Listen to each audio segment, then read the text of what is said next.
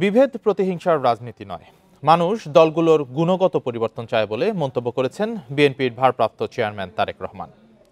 বিকেলে রাজধানীর শাহবাগে ছাত্রদলের সমাবেশে ভার্চুয়ালি যোগ দিয়ে কথা বলেন তিনি বলেন, ফ্যাসিবাদ মুক্ত দেশে ছাত্র রাজনীতিতেও পরিবর্তন দরকার। আওয়ামী লীগ নানা অপকৌশলে শিক্ষা ব্যবস্থাকে ধ্বংস করেছিল বলে অভিযোগ করেন তারেক রহমান।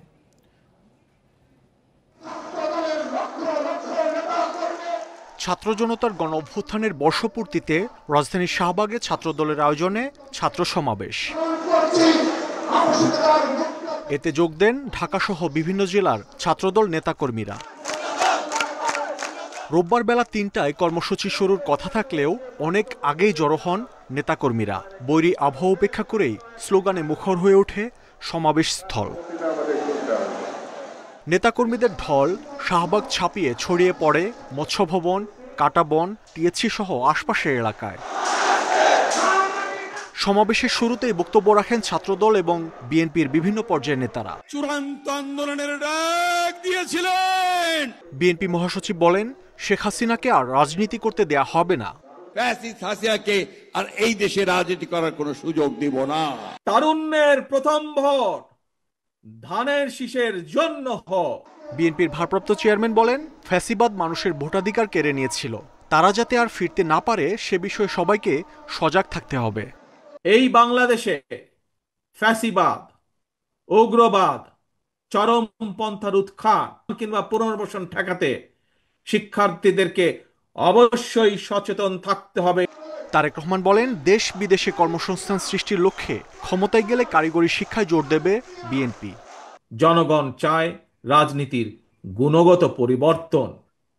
সুতরাং আসো, কথামালার রাজনীতি নয়, বরং আমরা শুরু করি মানুষের জীবন মান উন্নয়নের রাজনীতি।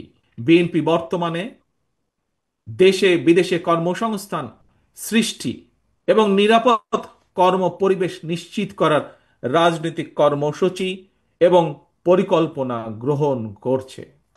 সমাবেশে ৯ দফা দাবি তুলে ধরেন ছাত্রদল সভাপতি। জানান, ডাকসু সহ সব ছাত্র সংসদ নির্বাচনে অংশ নেয়ার কথা।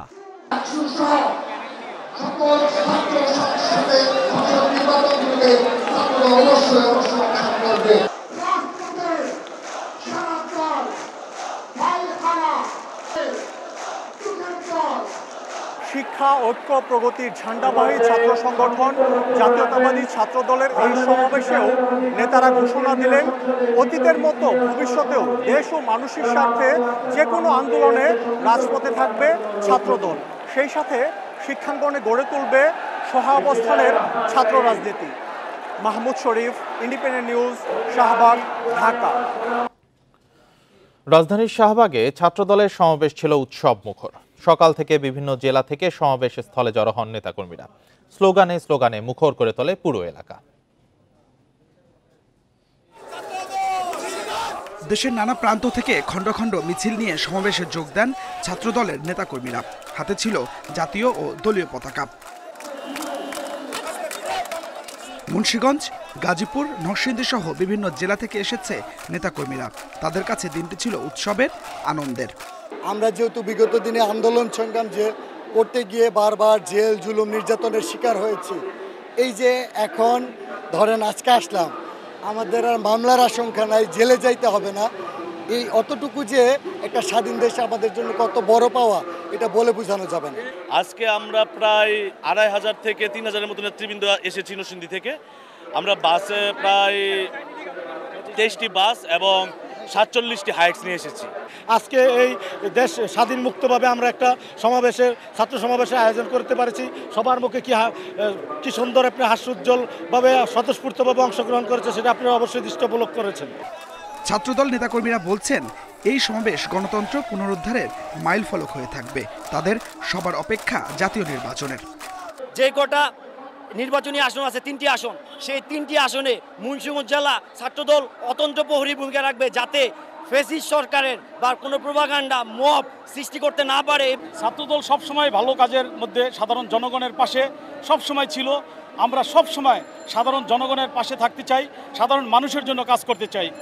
শাহবাগ মোড় ছাপিয়ে ঢাকা বিশ্ববিদ্যালয়, মৎস্য ভবন পর্যন্ত ছড়িয়ে পড়ে নেতাকর্মীরা। Adilur Rahman, independent News, Dhaka. নতুন সংবিধান প্রণয়ন, সেকেন্ড রিপাবলিক, জুলাই অভ্যুত্থানের স্বীকৃতি ও বিচার সহ 24 দফার ইশতেহার ঘোষণা করেছে জাতীয় নাগরিক পার্টি। বিকালে কেন্দ্রীয় শহীদ মিনারে ঘোষণা দেন দলের আহ্বায়ক নাহিদ ইসলাম। র্যাব বিলুপ্ত এবং গোয়েন্দা সংস্থাকে রাজনৈতিক স্বার্থ ও মানবাধিকার লঙ্ঘনের ব্যবহার বন্ধ করতে আইনি কাঠামো চান তিনি। এর আগে এনসিপির উত্তরাঞ্চলের মুখ্য সংগঠক সার্জিস আলম বলেন, বাংলাদেশে ইসলামফোবিয়া ও কোনো জঙ্গির জায়গা হবে না, এমনকি জঙ্গি নাটকও নয়। এ সময় দলটির সদস্য সচিব আখতার হোসেন বলেন, সাম্যের বাংলাদেশে ফ্যাসিবাদের আর জায়গা হবে না। জুলাই সনদের প্রতিটি বিষয়ে বাস্তবায়ন করতে হবে বলেও জানান তিনি।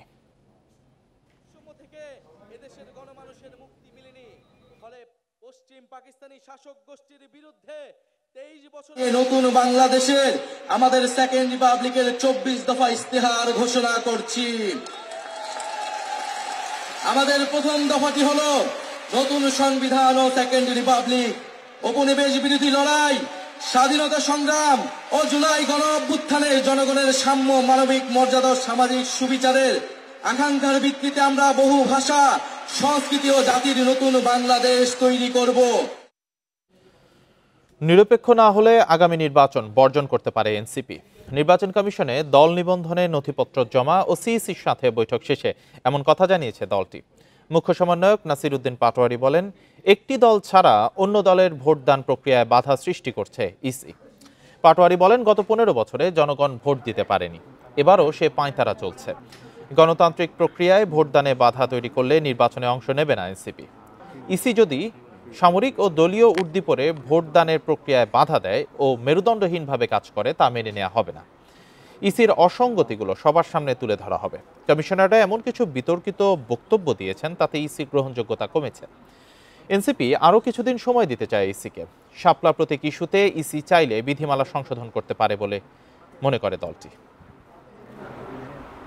মানুষ হলে ভোট দিতে পারে নাই, আর আমরা ভবিষ্যৎ যে বাংলাদেশের দিকে যাচ্ছি সেখানে হলো গণতান্ত্রিক প্রক্রিয়ায় একটি দল ছাড়া অন্য কেউ যদি ভোট নিতে আসে তাহলে সেখানে তারা সমস্যা সৃষ্টি করবে। এই পরিস্থিতির দিকে যাচ্ছি।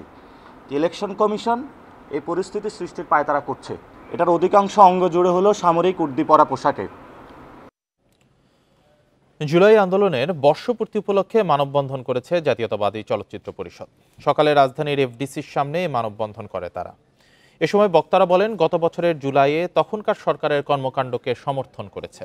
যে সকল শিল্পীরা আন্দোলনের বিরোধিতা ও গণহত্যাকে সমর্থন করেছে তাদের বিচার করতে হবে।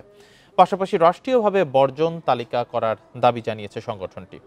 যেন ভবিষ্যতে আর কেউ স্বৈরাচারের দোষর না হয়ে ওঠে, সেজন্য দোষীদের দৃষ্টান্তমূলক শাস্তি নিশ্চিত করতে হবে।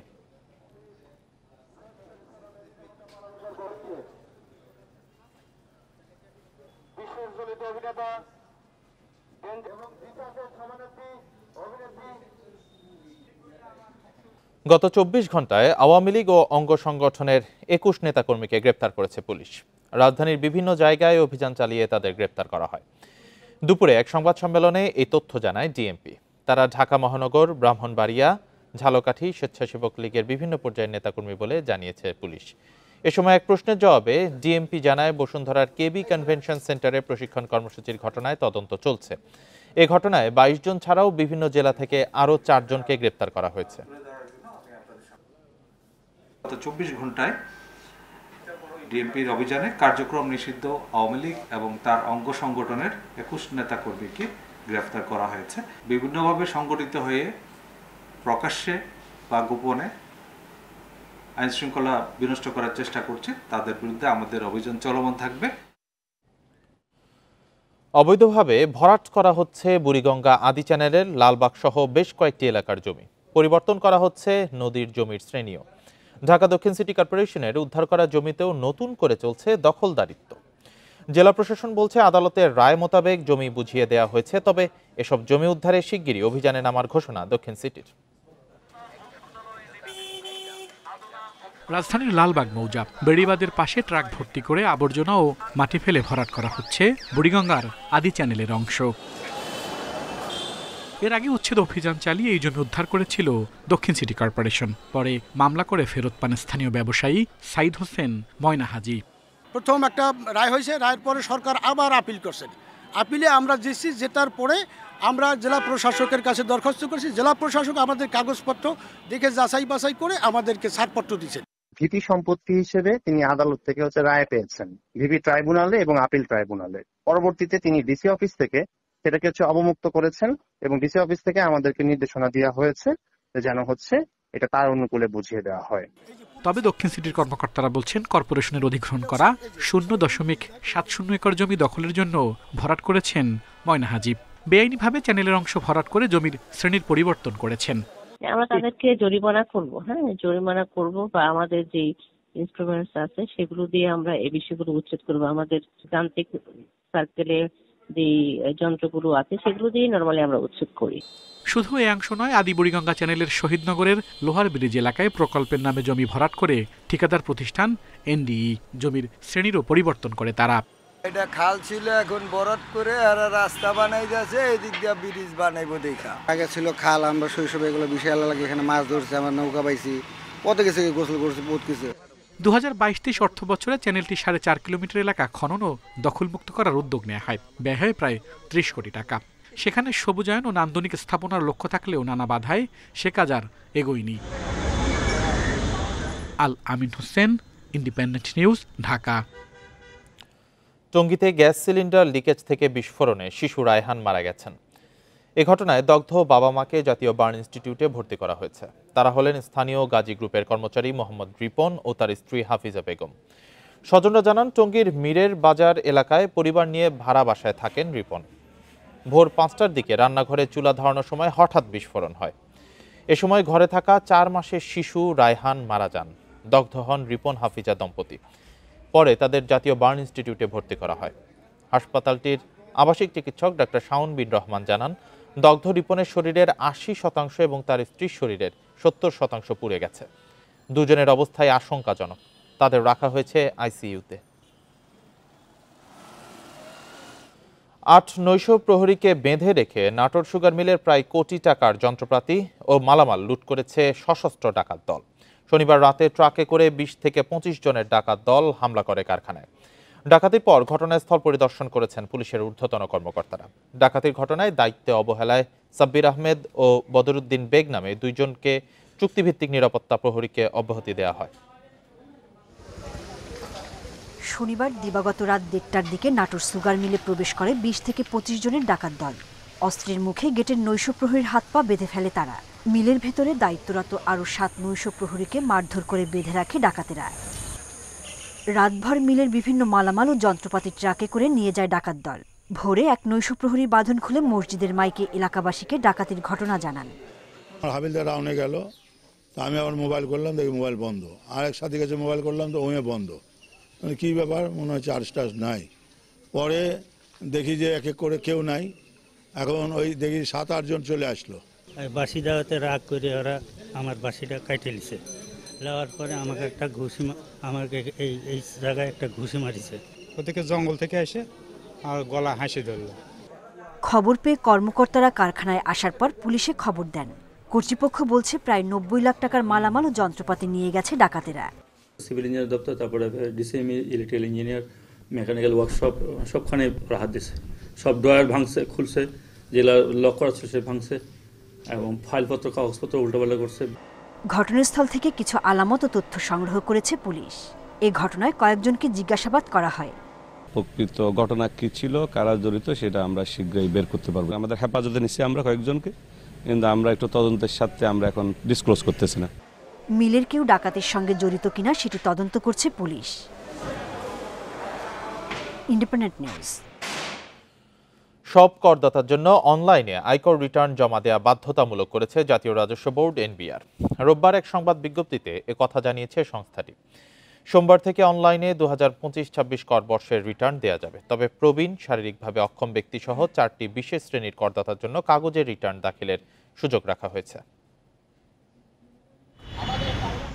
বর্তমানে 1,12,00,000 মতো কর শনাক্তকরণ নম্বরধারী বা টিআইএনধারী আছেন। তাদের মধ্যে প্রতি বছর মাত্র 40 লাখের মতো রিটার্ন দেন।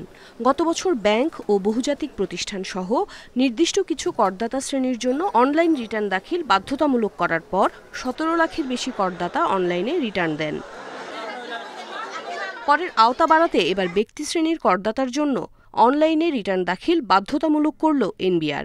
এনবিআরের আদেশে বলা হয়েছে ৬৫ বছরের বেশি প্রবীণ করদাতা, শারীরিকভাবে অসমর্থ করদাতা, বিদেশে অবস্থানরত বাংলাদেশি এবং মৃত করদাতার পক্ষে আইনগত প্রতিনিধিরা ইচ্ছা করলে কাগজে রিটার্ন দাখিল করতে পারবেন। সোমবার থেকে করবর্ষ ২০২৫-২৬-এর রিটার্ন দাখিলের প্রক্রিয়া শুরু হবে। করদাতারা নির্দিষ্ট ওয়েবসাইটে গিয়ে অনলাইনে রিটার্ন দাখিল করতে পারবেন। একটা শক্তিশালী সুশাসন এবং রাষ্ট্রের স্বার্থে সবাইকে এক জায়গায় হতে হবে এবং হয়ে যে রেভিনিউ কালেকশন বাড়ানোর কোনো বিকল্প নাই, আবার রেভিনিউ সিস্টেম যাতে বিনিয়োগ এবং করদাতা বান্ধব হয় সেটারও বিকল্প নাই। করদাতারা ব্যাংক ট্রান্সফার, ডেবিট ও ক্রেডিট কার্ড, বিকাশ, রকেট, নগদ অথবা অন্য কোনো মোবাইল ফাইন্যান্সিয়াল সার্ভিস অ্যাপ ব্যবহার করে ঘরে বসেই কর পরিশোধ করে অনলাইনে আয়কর রিটার্ন দাখিল করতে পারবেন। অনলাইনে রিটার্ন দাখিল করার ক্ষেত্রে কোনো সমস্যা হলে তা তাৎক্ষণিকভাবে সমাধানের জন্য কল সেন্টার এবং অন্যান্য ইলেকট্রনিক মাধ্যমে সেবা দেবেন রাজস্ব বোর্ডের কর্মীরা। উমনহা রাজমি, ইন্ডিপেন্ডেন্ট নিউজ, ঢাকা। ভোক্তা পর্যায়ে আবারও কমেছে এলপিজির দাম। ১২ কেজি সিলিন্ডারের দাম ৯১ টাকা কমিয়ে ১,২৭৩ টাকা নির্ধারণ করেছে নিয়ন্ত্রক সংস্থা Bangladesh energy regulatory commission BERC. রোববার এক বিজ্ঞপ্তিতে আগস্ট মাসের জন্য দর ঠিক করেছে বিইআরসি। রোববার বিইআরসি কার্যালয়ে সংবাদ সম্মেলনে এই দাম ঘোষণা করা হয়। এর আগে গেল ২রা জুলাই ১২ কেজি সিলিন্ডারের দাম ৩৯ টাকা কমিয়ে ১,৩৬৪ টাকা নির্ধারণ করা হয়। কাঁচামালের দাম কমায় এলপিজির দাম কমেছে বলে জানায় সংস্থাটি। এছাড়া চলতি মাসে অটো গ্যাসের দাম লিটারে ৪ টাকা ১৮ পয়সা কমিয়ে ৫৮ টাকা ২৮ পয়সা নির্ধারণ করা হয়, যা গেল মাসে ছিল প্রতি লিটার ৬২ টাকা ৪৬ পয়সা। এবছর এ নিয়ে টানা ৩ মাস কমল এলপিজি ও অটো গ্যাসের দাম। প্রতি মাসে প্রোপেন ও বিউটেনের সৌদি কার্গো মূল্য ধরে দেশে এলপিজির দাম সমন্বয় করে সরকারি সংস্থাটি। আর এই ছিল এখনকার সংবাদে। ইন্ডিপেন্ডেন্ট টেলিভিশনের সব খবর আরো বিস্তারিত জানতে চোখ রাখুন ফেসবুক, ইউটিউব, এক্স। এতক্ষণ যারা সাথে ছিলেন ধন্যবাদ সবাইকে।